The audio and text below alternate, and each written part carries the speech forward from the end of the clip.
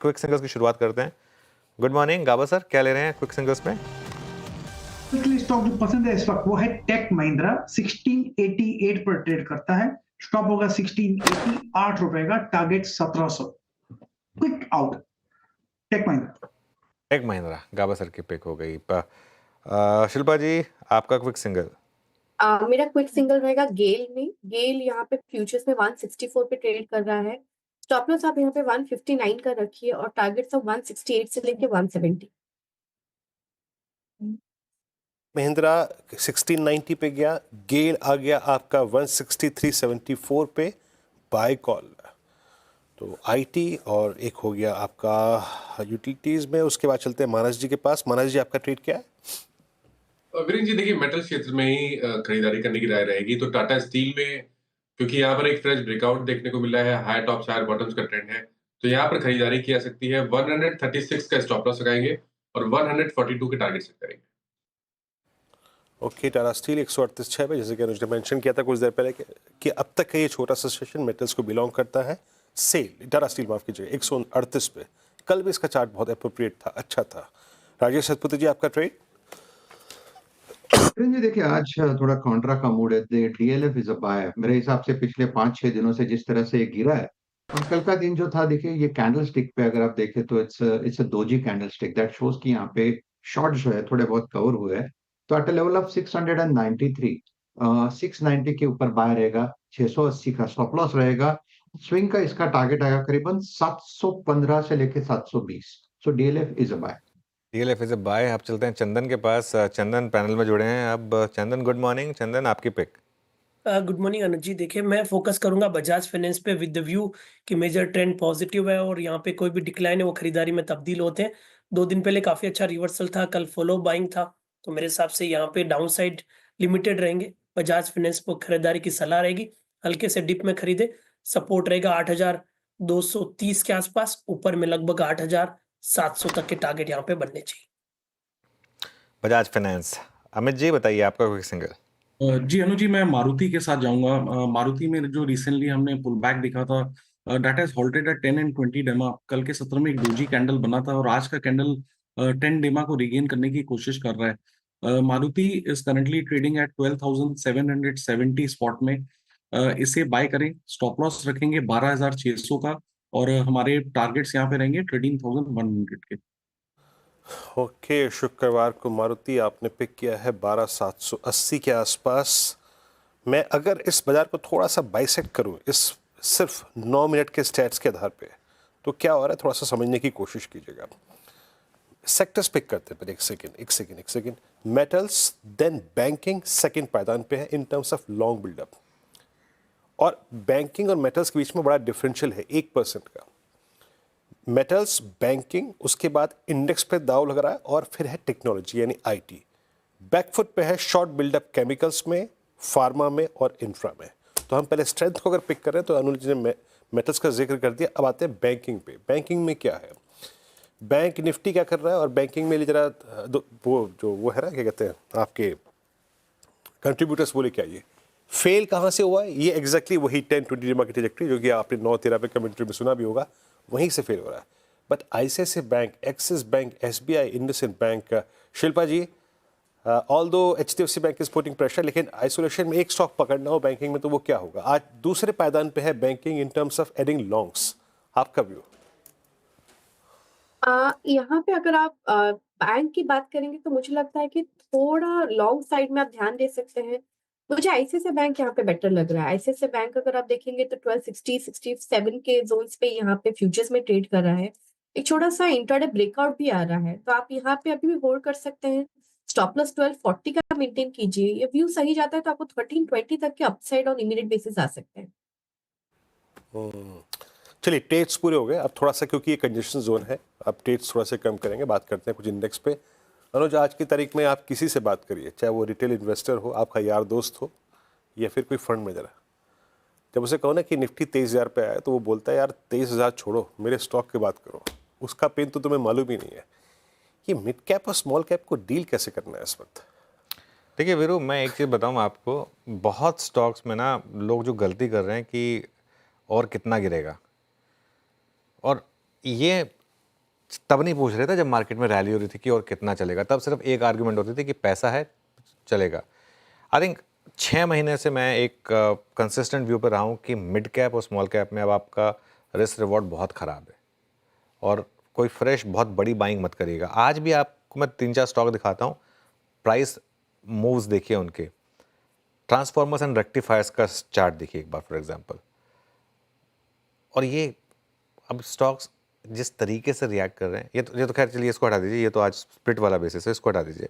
लेकिन आप स्टॉक लेकर आइए फॉर एग्जांपल, इसको हटा दीजिए, सेनको का स्टॉक लेकर आइए एक बार जरा, देखिए वो किस तरीके से गिरा।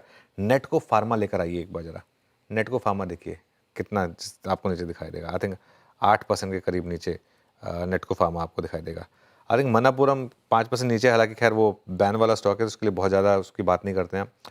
स्विगी लेकर आइए एक बार वापस, स्विगी का चार्ट देखिए अब 250 के भी नीचे आ गया। 1-2 दिन की रैली हुई थी सिर्फ। अच्छा, जब मैंने एक बात कही थी कि जब भी रैली मिले उसमें अपनी फंसी हुई पोजीशन से बाहर निकलिए, तो उसमें रैली मिली थी आपको, 2 दिन की रैली मिली थी, 330 से गया था वो 360 तक। 400 पॉइंट मिड कैप इंडेक्स नीचे ऑलरेडी हो गया है। एडवांस डिक्लाइन देखिए 1:2.5 का।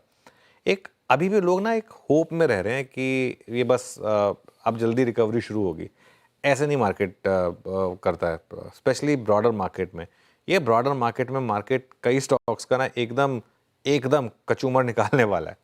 और जस्ट बिकॉज कुछ स्टॉक्स 30-40% गिरे हैं, मैं फिर बोल रहा हूँ, अगर आप इस होप में बैठे रहेंगे कि नहीं जब तक मेरा प्राइस आएगा तब तक मैं नहीं बाहर निकलूंगा, ट्रस्ट मी आपका लॉस बढ़ेगा और कुछ नहीं होगा। कई बार आपको मार्केट में वो कड़वी दवाई पीनी होती है कि नहीं करना पड़ेगा, ब्रूटल ख़राब क्वालिटी के स्टॉक्स, वो पुराने मोमेंटम वाले स्टॉक्स। अच्छे स्टॉक्स भी हैं, ऐसा नहीं, अच्छे स्टॉक्स में एवरेजिंग करें और जो कम गिर रहे हैं रिलेटिव स्ट्रेंथ पर हैं, नंबर्स इनके अच्छे हैं, वैल्यूएशन इनके ठीक ठाक हैं, और लॉक स्टॉक एंड बैरल ना बेचें। लेकिन आपके पोर्टफोलियो के ऐसे कई स्टॉक्स हैं जो अपने 2025 के हाई पे नहीं आएंगे, कभी नहीं आएंगे। फॉरगेट अबाउट 3 साल में 4 साल में नहीं, कभी नहीं आएंगे। काफ़ी आईपीओज अपने जो लिस्टिंग प्राइस उनके तो खैर नीचे आ गए हैं, इशू प्राइस के नीचे आएंगे, वहाँ से आधे होंगे। ये होगा मार्केट में, क्योंकि एक बबल था, आईपीओ मार्केट कंप्लीट बबल था, कंप्लीट बबल। एसएमईज में बबल था, एकदम अल्ट्रा स्मॉल कैप जो था उसमें बबल था, वो बबल अब फूट चुका है। और जब बबल फूटता है ना, वो ऐसा ही होता है, वो इसी तरीके से आपको पेन दिखाता है। एक जैसे विजय केडिया जी कहते थे ना कि bull market creates dumb investors, और उसके बाद dumb investors create bear market, and bear market create smart investors. तो अब ये हम उस वाले फेज में से गुजर रहे हैं। पेनफुल रहेगा ये पीरियड, आई थिंक मिड और स्मॉल कैप में, मैं अभी भी कह रहा हूँ। जी हाँ, पेनफुल है मिड कैप के लिए, स्मॉल कैप के लिए। आज भी वही है रुझान जो कल था। और जरा वो चिमटा लेके आइए डायरेक्टर साहब, एक बार खुले हम थोड़ा सा, अगर आप देखें ठीक ठाक माहौल में, लेकिन फिर जिसे कहते हैं छत से सामना, एडवांस डिक्लाइन रेशियो दिखाएंगे, वो जो होते हैं ना अर्थवॉर्म्स जिसे कहते थे हम, वो लेके आइए प्लीज़ जरा एक बार। ये देखिए खुलते साथ जो खुला पॉजिटिव नेगेटिव। बट अभी एज ऑफ नाउ स्क्रीन पे 23,000 का आंकड़ा है। निफ्टी बैंक का रिजेक्शन एग्जैक्टली वहीं से 10-20 डे एक्सपोनेंशियल मूविंग एवरेज से। आज भी निफ्टी बैंक का day high precisely the dot 1020। अगर आप ड्रॉ कर देंगे ना तो आपको नजर आएगा प्रिसाइसली वही है। अच्छा, अब पेन में क्या है, आज थोड़ा सा फार्मा बैकफुट पे है। ग्लेनमार्क को देख लीजिए आप देखिए लुपिन को, आप लॉरस को देखिए, आप दिवीज को देखिए, टोरेंट को देखिए, सब इवन ऑरविंदो फार्मा, सब अबाउट इंडिया, सब बैकफुट पैकेट ट्रेड करते हुए। और डिलीवरी का पेन का दौर फिर शुरू हो गया। इट्स 274 मानस, मेरे ख्याल से इसकी आपकी निगाहें इस पर डेफिनेटली होंगी। 296 ब्रीच हुआ, अब इट्स 274। कैसे अप्रोच करें आप इस स्टॉक को? अभी भी बहुत वीक है, क्योंकि जो पिछला स्विंग लो था 290 के आसपास, स्टॉक ने उसको ब्रीच किया। पिछले 3-4 सेशन से उसके नीचे ट्रेड कर रहा है, वहां पर वॉल्यूम दिख रहे हैं। मेरे ख्याल से अभी भी गिरावट बढ़ सकती है। शायद आपको 244 तक के भाव डिलीवरी में देखने को मिल सकते हैं। तो यहाँ से भी शायद 30-40 रुपए का डाउनसाइड देखने को मिल सकता है। कॉशियस रहना चाहिए, इस गिरावट पे खरीदारी ना करें, और खरीदारी करने के लिए कम से कम 10 डे मूविंग एवरेज का ब्रेक होना जरूरी है, जो इस टाइम पे 295 के आसपास है। मीनवाइल आज का accident of the day Deepak nitrite, और अब करीब 9.5% नीचे ये स्टॉक खुलता हुआ। और देखिए नंबर्स बहुत ख़राब थे, और जैसे मैं कह रहा हूँ ना, हर पैमाने पर ख़राब नंबर थे। आई थिंक शॉकर नंबर था, उसका एक इम्पैक्ट 10% का सर्किट लग गया यहाँ पर क्लियरली। आज का एक्सीडेंट ऑफ द डे, आज तो मैंने इसमें बात भी की थी बिग स्टॉक्स में। हालांकि दिक्कत ये होती थी कि खुला ही करीब 7.5-8% नीचे, लेकिन उसके बाद भी और 2% नीचे ही आया है ये स्टॉक। मनापुरम को भी टेक्निकली आप चाहें तो क्लासिफाई कर सकते हैं as accident of the day, वो भी करीब करीब 6% नीचे है अब मनापुरम। बस दिक्कत क्या है कि मनापुरम बैन में है, तो इसके लिए उसका चार्ट आपको काफ़ी वॉलेटाइल दिखाई देगा और उसमें ट्रेड थोड़ा सा मुश्किल हो जाता है। लेकिन इसके अलावा अब आप देखिए तो कुछ फार्मा स्टॉक्स, एकदम से फार्मा स्टॉक्स पर एक बार निफ्टी फार्मा लेकर आइए, खुले कहाँ हैं और कहाँ पर आ गए हम, एक बार देखिए जरा कुछ pharma stocks. Glenmark pharma, I think Glenmark के नंबर्स आने हैं, उससे पहले ग्लेनमार्क में काफ़ी वीकनेस आ रही है। इसने लीड किया। लुपिन डे लो पर आया, यहाँ पर एकदम से मूव आया। एक बार इप्का लैब्स लेकर आइए जरा, इंटरडे में इप्का लैब्स लेकर आइए एक बार, और ये देखिए क्या ये कल का स्टार परफॉर्मर था और आज देखिए ये जहाँ खुला वहीं बस टॉप था इसका। खुलते ही इसने ओपन हाई लगाया और वहाँ से देखिए किस तरीके से ये स्टॉक अब गिरता हुआ आ रहा है। तो ये clearly Ipca lab, in fact Ipca labs बहुत इंटरेस्टिंग, कल 4% ऊपर था, आज देखिए करीब 3% डे हाई से गिरा है। शिल्पा जी, इस डिप को बाय करना है या फिर कोई और ट्रेड होगी इसमें? आ, जी नहीं, मुझे लगता है अनुज जी थोड़ा और वेट करना चाहिए। 1500 इसका एक रेजिस्टेंस है, यहाँ पे डाउन साइड 1440 तक भी है, तो थोड़ा और डिप में मिले तो बाय करना चाहिए, अभी के लिए अवॉइड। ओके, अभी के लिए अवॉइड करें इप्का लैब्स। क्या हुआ इसमें आज एकदम से, समझ नहीं आ रहा ये, क्योंकि कल का तो अच्छा आउट परफॉर्मर था ये, और कल तो नंबर्स भी अच्छे थे, कमेंट्री भी अच्छी थी, लेकिन वही हुआ होगा कि शायद कल ही चल गया तो आज कहाँ बचेगा कुछ चलने के लिए। आज तो लोगों ने माल छोड़ दिया जैसे ही स्टॉक खुला ऊपर। इसके अलावा और क्या मूव कर रहा है, एक बार देखते हैं जरा। सिप्ला लेकर आइए एक बार। सिप्ला देखिए, सिप्ला भी इस बार काफ़ी स्लिप हुआ है, डे हाई से सिप्ला भी नीचे आया। तो काफ़ी स्टॉक्स हैं जहाँ पर आप इस तरीके की डिक्लाइन देख रहे हैं। मिड कैप इंडेक्स अब 500 पॉइंट नीचे है और वो एडवांस डिक्लाइन आएगा। खराब है मार्केट, वो सिर्फ 7 दिन का वीरू लग रहा है, 8 दिन की तैयारी हो रही है मार्केट की, वो 7 दिन पे काम बचेगा नहीं। वो निफ्टी कह रहा है ना कि तुम रहो मोहब्बत में मशरूफ, मैं अपना रंग दिखाता हूँ, है ना। मैं डे लो पे ही उस वक्त है ना, 23,000 कुछ हुआ और हल्का सा 30 पॉइंट का फ्रैक्शन मेंटेन कर रहा है, लेकिन हाँ पेन है और मिड कैप्स में पेन है। बैंक निफ्टी का रिजेक्शन वहीं से ही। अनुज, ये निफ्टी आईटी को कैसे ट्रीट करना है, क्योंकि निफ्टी आईटी जैसे कि हम कल क्लोजिंग में डिस्कस कर भी रहे थे कि अब ये वो इंडेक्स जो कि फाइनली अब 200 डेमा की तरफ एग्रेसर है, आज भी खुला कोलैप्स हो गया।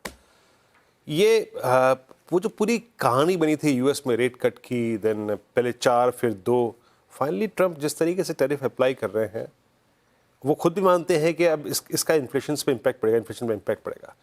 आईटी क्या फील कर रहा है इस वक्त, क्यों इस वक्त बैकफुट पे IT? I think that's a very valid point you raised Veeru, बहुत बहुत बड़ा वैलिड पॉइंट आपने रेज किया है कि अगर इन्फ्लेशन का भूत वापस आया यूएस पर, तो फिर वो आई थिंक रेट कट्स, वो उसके बाद उसका इम्पैक्ट कैसे रहेगा, आई थिंक वो देखना होगा। लेकिन इसमें मैं अभी भी एक चीज़ कहूँगा कि ये सब एक थ्योरी है कि ये होगा। पहली बात तो नंबर्स इन कंपनियों के अच्छे रहे, कमेंट्री इन कंपनीज की काफ़ी अच्छी थी है पिछले क्वार्टर की, और अभी भी अगर आप आईटी इंडेक्स को देखें, एक बार देखते हैं आईटी इंडेक्स का 52 वीक हाई कितना था, एक बार वो आईटी इंडेक्स की 52 वीक हाई की प्लेट प्ले कर दीजिए। मैं खुद भी एक बार चेक कर लेता हूँ अपनी तरफ से। ये अभी भी अगर आप देखें तो इसने आपको आपके पोर्टफोलियो को बचाया होगा, इतना नहीं गिरा जितना बाकी का मार्केट गिरा है। 52 वीक हाई था करीब करीब 46,000 के करीब, मोटा मोटी करीब करीब आप समझिए 10% के करीब गिरा है ये इंडेक्स, 10-11% के करीब गिरा है। तो ठीक है, लेकिन उससे पहले चला भी काफ़ी था। तो आई थिंक थोड़ा सा मार्केट को डर लग रहा है, जैसा आपने बोला वो इन्फ्लेशन के रिस्क के वापस आने का। मेरा मानना ये है कि ये शायद हो सकता है आगे जाते हुए बाइंग अपॉर्चुनिटी बनकर आए, क्योंकि पिछली बार भी यही हुआ था जब डोनाल्ड ट्रंप आए थे। शुरू में आईटी काफ़ी गिरा था, लेकिन उसके बाद बहुत बड़ी रैली हुई थी। जी हाँ, और देखिए सुबह आईटी चला और जैसे कि प्रकाश सर ने टेक महिंद्रा को पिक किया था, इवन मैंने भी इस कॉम्बिनेशन के तहत अपनी टीम में सिर्फ टेक महिंद्रा को पिक किया था, क्योंकि अगर आप बाकी आईटी को देखते तो एक भी ऐसा स्टॉक नहीं था जिसको आप कंसिडर करें। टेक महिंद्रा चला, लेकिन अब क्योंकि निफ्टी आईटी बैकफुट पे आ रहा है तो वो डिलीवर नहीं कर पा रहा है। आपकी राय इस वक्त शिल्पा जी, आईटी में कोई ट्रेड नजर आ रहा है आपको? I mean short long, it's your choice.